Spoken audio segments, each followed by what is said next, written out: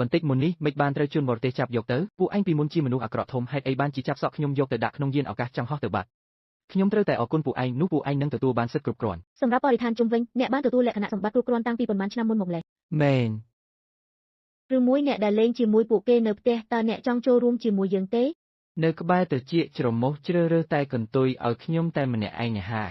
ហេតុអ្វីក៏ទៅអាហារម៉ាក់ឲ្យជួយផងលឿនឈប់អ្នកចេញទៅភ្លាមខ្ញុំចង់ដេញតាមអូពួកឯងបើនៅពេលអនាគតទើបតែចូលចិត្តក្មេងខ្ញុំនឹងចាប់ពួកឯងទាំងអស់គ្នាដល់ប្រទេសម៉ាក់ឆាប់មកមើលសាច់ជ្រូកផ្កាឯងកែបអីមិនបានពាក់ប៉ុន្មានហើយមិនក៏នំដាក់ខអាក្រក់មើលណាស់ម៉ាក់កន្លែងពាក់ខ្សែត្រណប់បំបើដល់ខាងក្រោមចិត្តនំដាក់ខហើយវាគឺជាទឹកកកដែលរលាយនៅលើខ្លួនខ្ញុំទេ